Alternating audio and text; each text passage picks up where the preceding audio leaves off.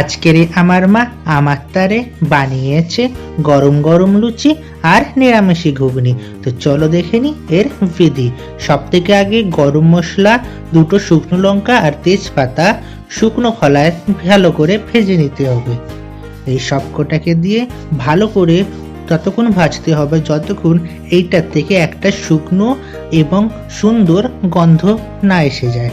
ভালো করে ভাজবে যেন মশলা ভালো করে পিঠ পায়। এবং ভালো করে ভাজা হয়ে গেলে এটাকে একটা পাত্রতে ঢেলে নেবে। ঢেলে নেওয়ার পর এটাকে কিন্তু ভুল করেও মিক্সিতে পিষবে না, কেন কি মিক্সিতে পিষলে এর একটা ভালো গন্ধ চলে যাবে। এই জন্য এটাকে তোমরা সব থেকে সুন্দর সিলবারটাতে বেটে নিবে। সিলবারটাতে বেটে নিলে এর একটা সুন্দর গন্ধ এর মধ্যে থেকে যায় এবং সিলবারটাটা আমাদের ঐতিহ্য, যেটাকে আমাদের এখনো বাঁচিয়ে রাখতে হবে। সিলবারটাতে ভালো করে বেটে নেবে, একটু কষ্ট হবে কিন্তু এর টেস্টটা অনেক সুন্দর আসবে। তারপরে ধীরে ধীরে বাটার পর দেখবে মশলাটা ভালো একদম পাউডার রূপে এসে গেছে। তারপরে ওই পাউডারটাকে আমাদের একটা প্লেটে নিয়ে নিতে হবে। বেনে গেল আমাদের ভাজা মশলা। এবারে আমাদের এই ভাজা মশলা হয়ে যাবার পর আমাদের এবার বানাতে হবে গরম গরম নিরামিষি ঘুগনি। নিরামিষি ঘুগনিতে কিন্তু আমরা পেঁয়াজ দেবো না, এই জন্য আপনারা ঘরে কোনো পুজো বাড়িতে বি এই ঘুগনিটা বানাতে পারবেন। তো এই সব মশলা, ভাজা মশলা, আদা বাটা, টমেটো বাটা এবং মটর আলু সিদ্ধ করা দিয়ে এবার শুরু করব আমাদের ঘুগনি বানানোর রেসিপিটা।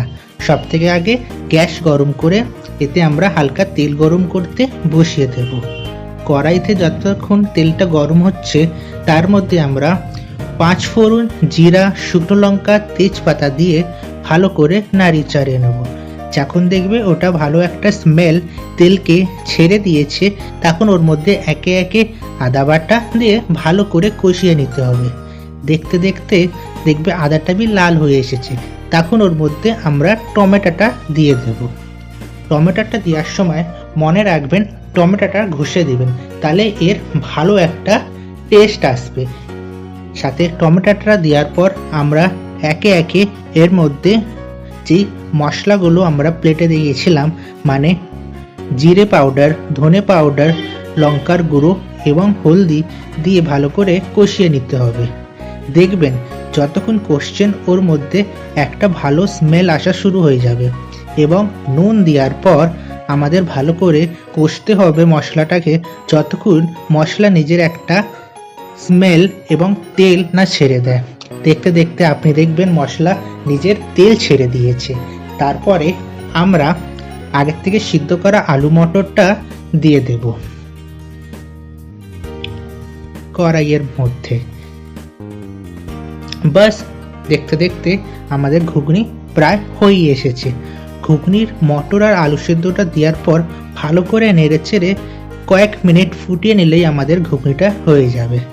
দেখছেন কত সিম্পল রেসিপি।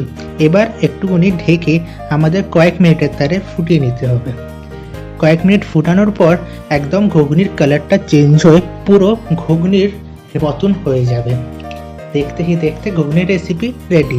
এবার যেই মশলাটা আমরা বানিয়েছিলাম সেইটা একে একে উপরের থেকে আমরা ছড়িয়ে আরও একবার তরকারিটা ভালো করে নেড়ে নেব। নেড়ে নেওয়ার পর আমাদের ঘুগনি কমপ্লিট। গ্যাস বন্ধ করে একটা পাত্রতে ঢেলে নিতে হবে। এবার আমাদের ঘুগনি কমপ্লিট। কোনো পুজো বাড়িতে আপনি এই ঘুগনিটা বানাতে পারেন এবং এত সুন্দর ঘুগনি হয়েছে।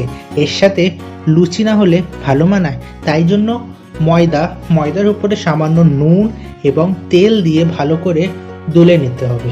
দলে নেওয়ার পর সামান্য জল দিয়ে ময়দাটাকে ভালো করে মেখে নিতে হবে। দেখবেন যেন ভালো করে ময়দাটা ময়ান দেওয়া থাকে। ময়ান মানে যে সাদা তেল দিয়েছিলাম সেটা দিয়ে ভালো করে দলবেন। দোলার পর সামান্য জল দিয়ে লুচির ময়দাটা ভালো করে মেখে নিতে হবে।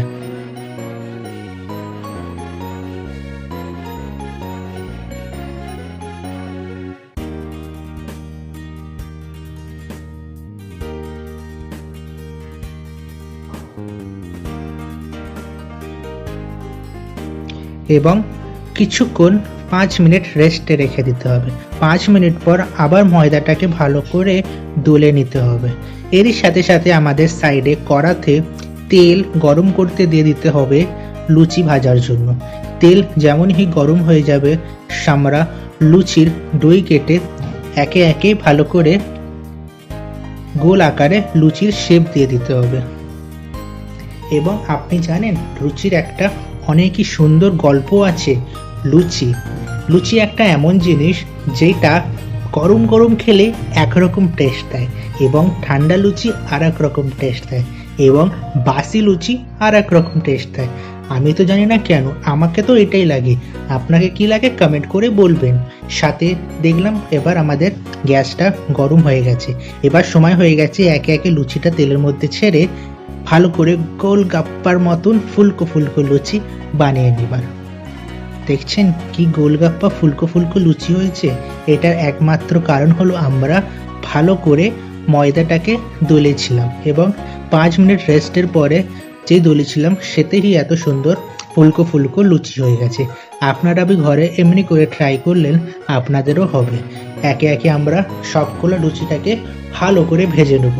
দেখলেন একটাও কিন্তু লুচি বিনা ফুলে নাই, সবকটা লুচি ফুলকো ফুলকো গাবদা গাবদা লুচি হয়েছে।